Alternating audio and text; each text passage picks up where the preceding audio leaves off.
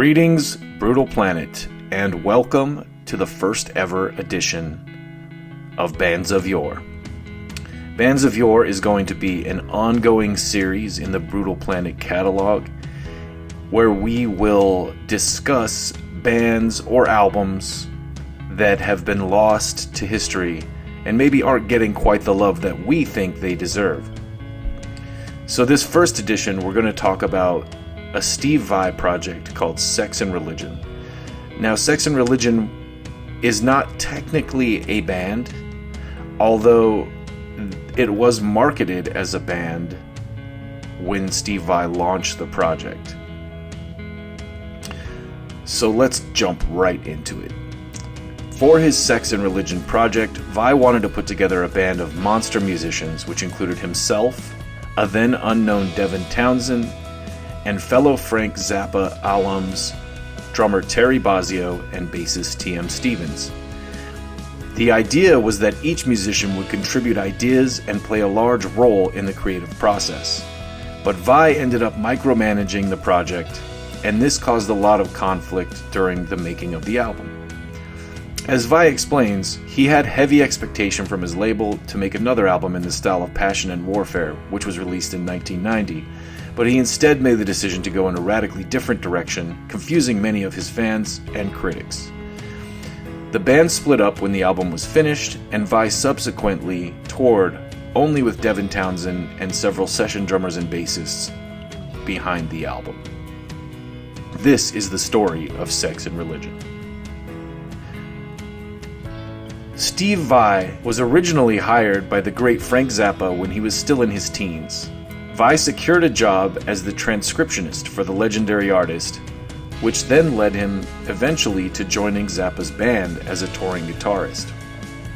Despite his clear technical genius, though, Vai said that Zappa was a tough taskmaster and kept him on his toes. Vai was just 18 years old when he started working with Zappa as a transcriptionist, but he impressed Frank in the band, and by 1980 he had joined Zappa's touring band at the age of 20. This gig lasted until 1983, and across that busy 3 years, Vai was credited on 7 of Frank Zappa's albums. The parallels between Frank Zappa giving Steve Vai his first legitimate job in music and Vai giving Devin Townsend his first gig are difficult to ignore. In a 1993 interview with Guitar World promoting the release of Sex and Religion, Vai says, "Well, I have 5 hefty trash bags full of singers' tapes. They're all real cute, they all sing really well, and they all write nice, safe stuff. But Devin Townsend made this tape called Noisescapes that's just the hardest core industrial, heavy metal but melodic music imaginable. He's 20 now, but he was 19 when he made the tape. He sent it to my record company, and I got it through them. As soon as I heard 1 minute of Devin, I knew he was someone special. We got together at my place in Tahoe. It was just me, him, and my engineer Liz, rolling in the snow and jumping in my jacuzzi. He has a really great attitude, he's willing to try anything, and he's really an extrovert, a great lead singer." New singer of your sort of new band, right? Yes. Because all the records that you put out before have been under the name Steve Vai, correct? Well, the solo records, yeah. But this one is just entitled Vai.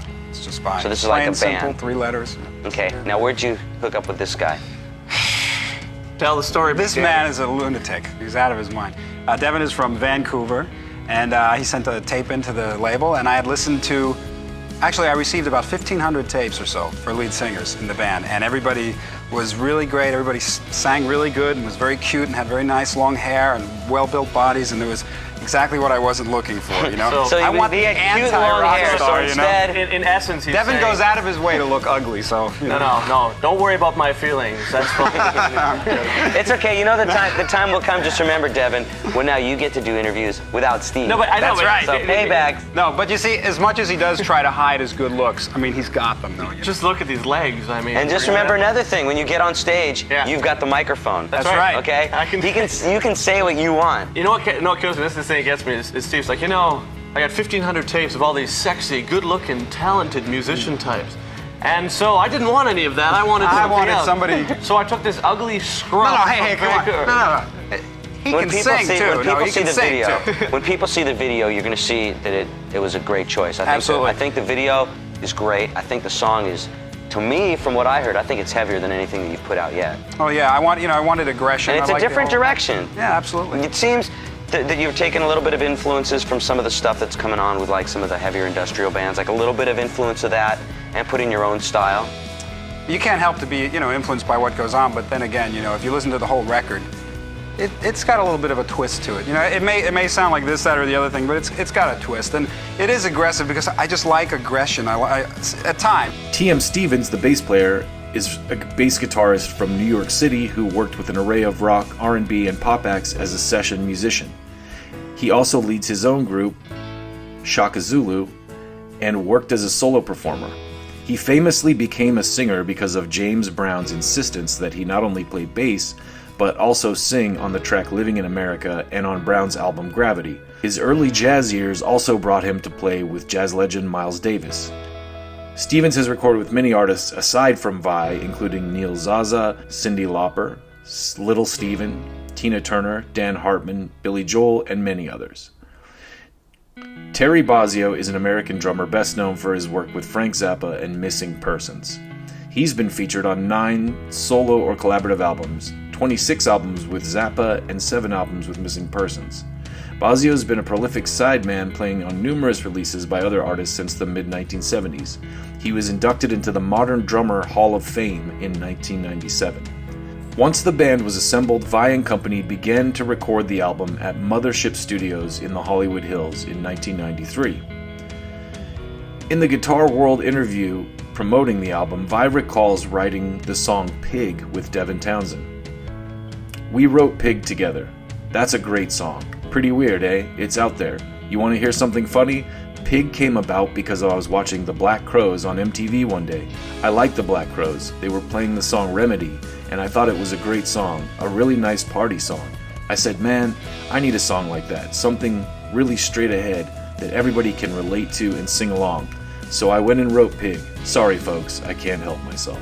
He continued, "Plus, I was listening to Pantera at the time, which I think is an incredible band. Diamond Darrell, man, he's my new favorite guitar player. He's out of his mind. He's got this totally unique razor blade tone, and that album is probably the loudest mixed record in existence, and it's just a free-for-all of chaotic harmonies. I wanted to go and play with them when they came to town, but I was out of town." While the Guitar World interview was playful, Vai talks about the same album with a different viewpoint in retrospect on his website. Vai is quoted as saying, "So now the next record was supposed to be so important, it turned out to be a hard record to make. There was this concept of putting this band together with all the monster musicians. It worked in theory, but not in practice.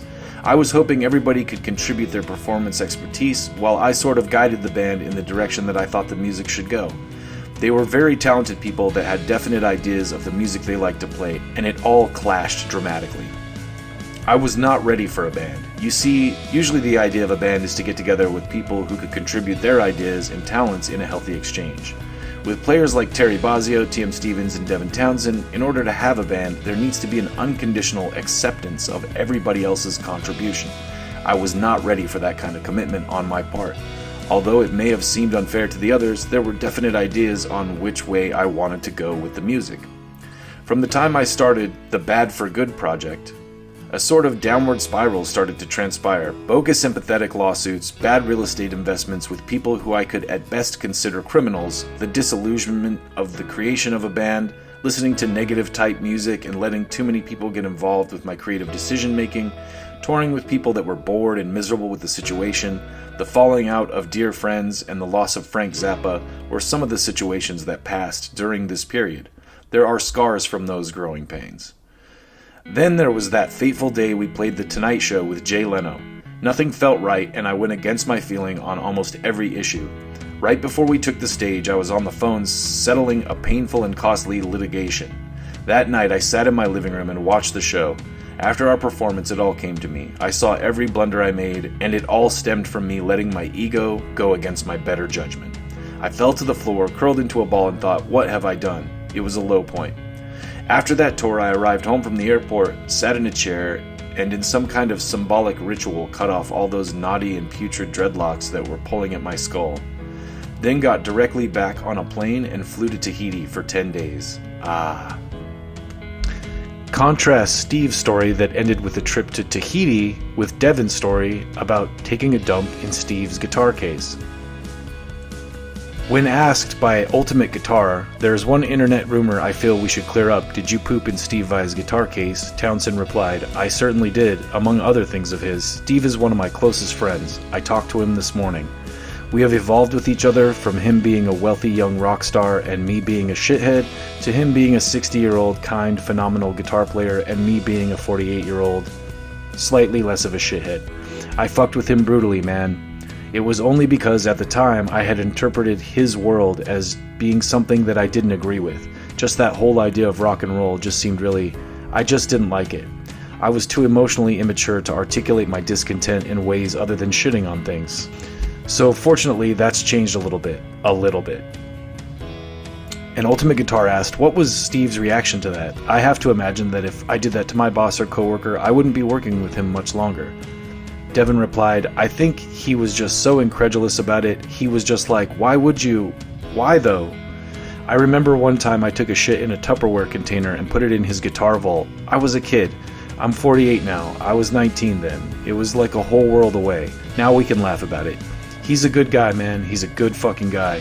Not only is he a good guy, he's got a great sense of humor, and he's as fucked up as I am. For all the imagery that we as musicians are compelled to sell ourselves with, at the end of it, there are people you know you can hang with, and there are people you take a wide berth from. Steve is one of the good ones. Another similar story involves the night Sex and Religion played The Tonight Show with Jay Leno. It centers around a guitar pick that said, "Don't use Jay's phone." Devin says, so the day before The Tonight Show, me and my buddy Mark, who's still one of my best friends, we shaved off all my hair, I shaved my eyebrows, I went to Walmart and got a pair of gray shorts and wrote my buddies' names all over myself, arms and everything. So we went into the back room, there's an office there, a green room, a phone and all this stuff. So we locked the door, I took off all my clothes and started doing all these poses, and Mark's like, you should stick that phone up your ass. So I did, and we took a couple photos, and it's online. If you look up Devin Townsend phone and ass, there's a picture of me in the back room of The Tonight Show with a phone up my ass. So we left thinking nothing of it. We went to Jay Leno's desk, taking pictures, mooning. Anyway, next morning, phone rings, management was like, what in the fuck were you guys doing? And I was like, we played the show, what? He's like, I can't believe you did that. Did you stick the phone up your ass? Why would you do that? I was like, no, I didn't, but they had it on camera. They've got all these images of you with a phone up your ass, and now we can't come back. So we went on tour after that. Steve, by this point, was thoroughly confused with my guitar pick saying, don't use Jay's phone. Steve reflected on the experience as follows. All was not catastrophic, though. There are many elements of that whole period that hold merit. Sex and Religion contains intense, emotionally manipulated sonic experiences that needed to be released. I always felt strongly about the music, and I loved touring on it. There was the opportunity to work with some brilliant people too. Devin Townsend is one of the most amazing and uniquely tormented souls making music today. Very little of his true brilliance comes through on S&R. His solo music holds brutal treasures. Check out Strapping Young Lad or The Ominous Ocean Machines. He's intense in the total meaning of the word. I believe he's a genius in areas that have not been discovered yet. He's quite grotesquely entertaining too, if you're an instigator like me. So the band was ill-fated. They recorded one album together and went their separate ways. The singles played in rotation on MTV, and I personally remember seeing Deep Down Into the Pain on Headbangers Ball quite frequently. The album also helped to launch Devin Townsend's career and ended up birthing his Strapping Young Lad project. In 2019, Devin spoke to Blabbermouth saying he still can't listen to Sex and Religion. During a question and answer session during the London screening of the documentary on the making of his latest album, Empath, Townsend was asked how he feels about Sex and Religion more than 25 years after the album's release. I still can't listen to it, he responded, and it's not because of the music, it's because of what it resonates with. And it was a beautiful record, and it was a beautiful time. Townsend continues, I went to LA for that record, and I was 20 years old. I had the idealism that I think a lot of musicians have prior to getting involved with it, where in your mind's eye you have this impression that if you become a musician, it's easy street. You get videos and you get your albums in stores and all of these sorts of things. And it was compounded with me. I've always been interested in, not spiritually, but how music is an invisible thing. It's connected to the spirit. And I think when I went to LA, I was so immediately deflowered by the industry, where I was just like, oh my god, this is all fucking bullshit. It's all bullshit. All the smoke and mirrors that goes into making someone look like a god, where they'll Photoshop the face and they'll take the photos from one angle where your teeth aren't fucked up and they present it. Some 60-year-old guy is like, he's still hot, ladies and gentlemen, and they airbrush his abs on too. And when you're not involved with it, you're thinking like, wow, these are gods. They are legitimately not like me.